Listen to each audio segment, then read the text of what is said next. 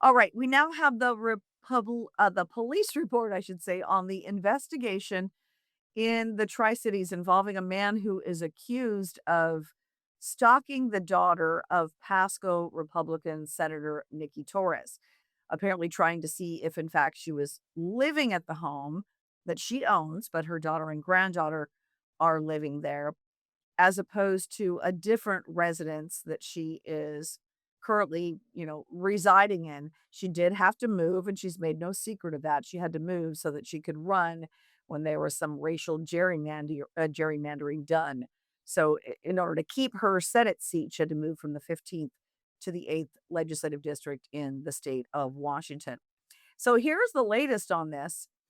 Kennewick School Board President Gabe Galbraith, who is also a Republican, along with one of his campaign staffers, they're both now under investigation for allegedly helping this guy who staked out outside the home, allegedly, of Senator Nikki Torres's daughter. Logically, and Senator Torres says this as well. They were trying to maybe see if she was coming and going. You're really not living there. You're living here.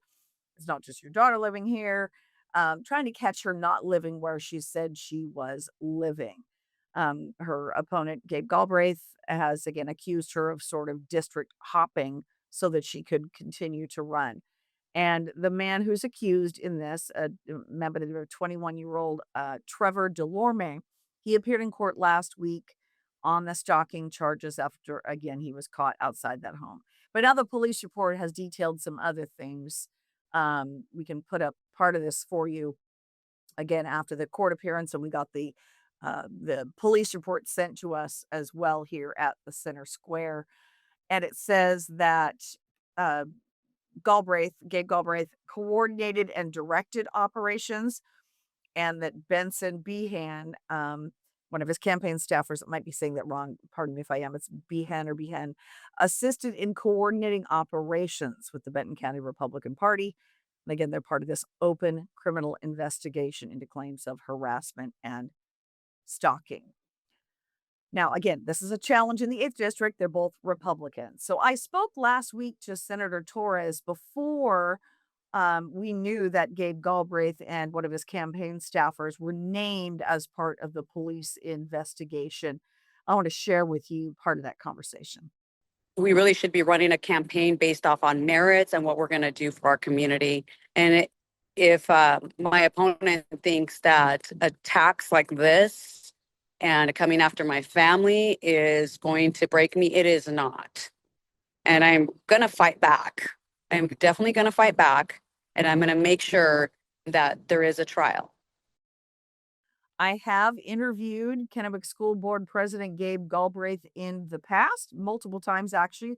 Again, as the school board director or president of the school board directors in Kennewick, that district is one of several in Washington that has stood up to the Office of Superintendent of Public Instruction against some of the transgender um, policies and ideology being pushed.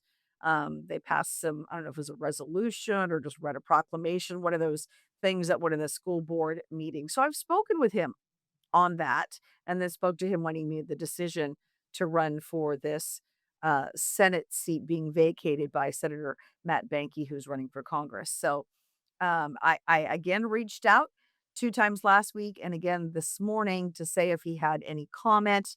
I do understand that now that he and his campaign staff are named in the investigation, he might be a little hesitant about providing comment. So I did get a state GOP Chairman Jim Walsh news statement today. Um, he told me last week we've not endorsed either candidate. Again, they're both Republicans. And he said, I see qualities in both.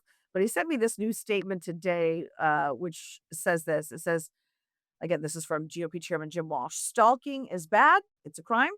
Local law enforcement is still investigating the situation, so facts are still emerging. Speaking generally, it's possible to confirm someone's legal residence without engaging in illegal activity.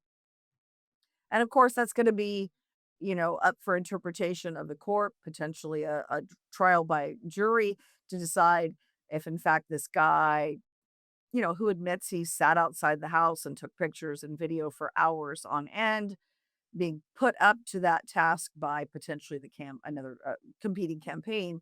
I don't know if that's illegal or not, or if that constitutes stalking. That'll be up to the courts to decide. But the primary is now less than a month away. Yes, it's July the 6th. August 4th is our Washington State primary. And Torres is calling on Gabe Galbraith to resign because of this investigation. No evidence at this point that that is expected to happen, but we're watching very closely.